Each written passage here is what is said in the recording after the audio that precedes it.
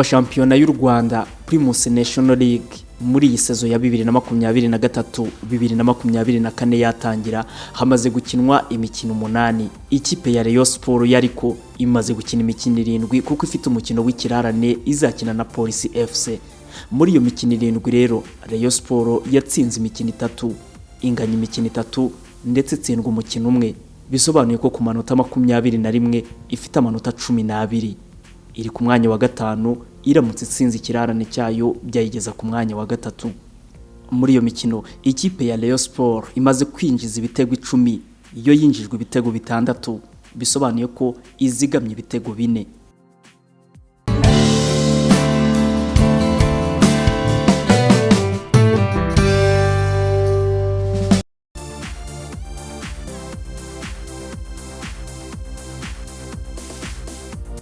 Umukino wa mbere Rayon Sport yakinnye wari nawo umukino wa mbere ufungura shampiyona. N'umukino yatsinzemo ikipe ya Gasogi United ibitego 2-1. Icyo gihe Gasogi United niyo yari yakiriye uyu mukino.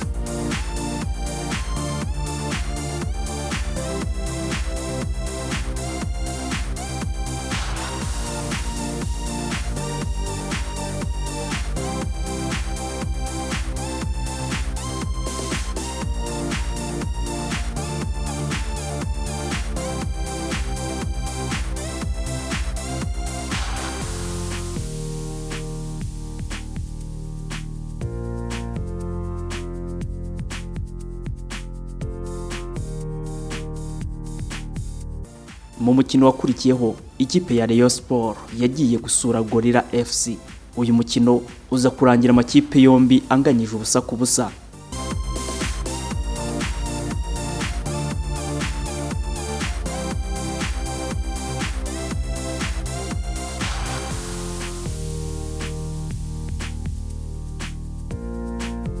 Ku munsi wa 3 wa shampiyona ikipe ya Rayon Sport yakiriye ikipe y'Amagaju. Uyu mukino nawo warangiye ikipe ziguye miswi igitego 1-1.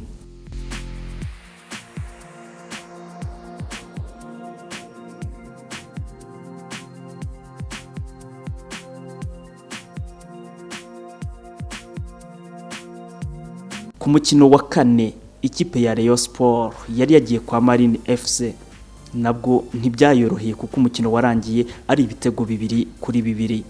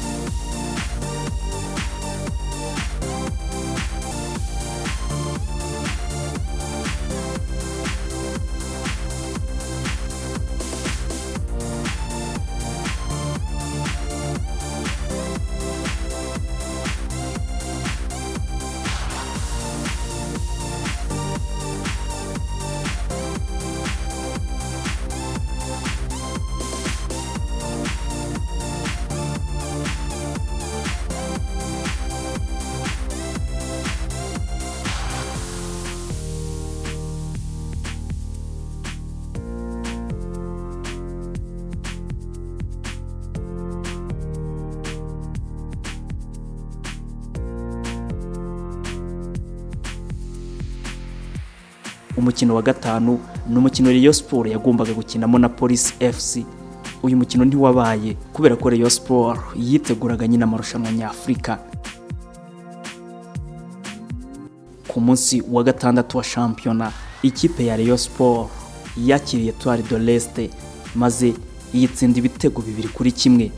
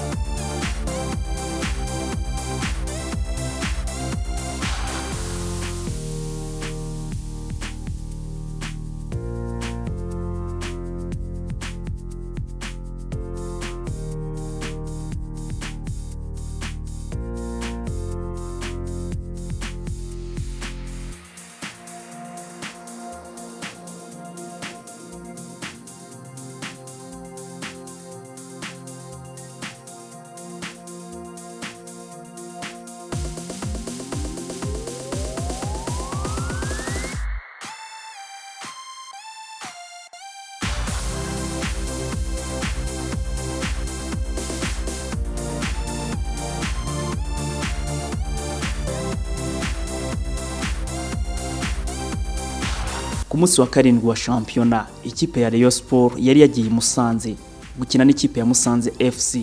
Umukino ntiwayoroheye kuko ikipe ya Rayon Sport yahatakarije amanota 3 itsindwa igitego kimwe ku busa.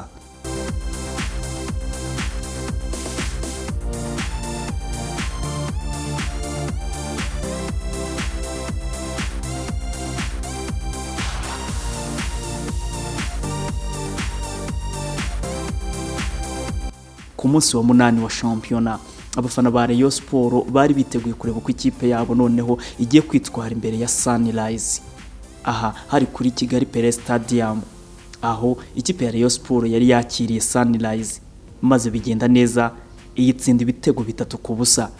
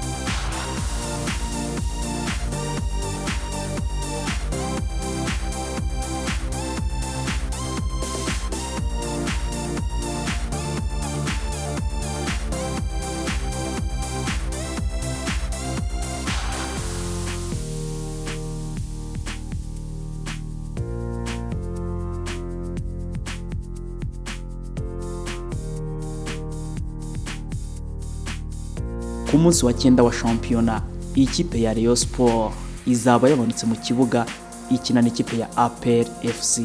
Wa mukino abantu baba bategereje bari benshi, ese bizagenda bite? Ni umukino uzaba tariki 27 z'uku kwezi kwa 10. Ntimuzacikwe rero kureba uwo mukino.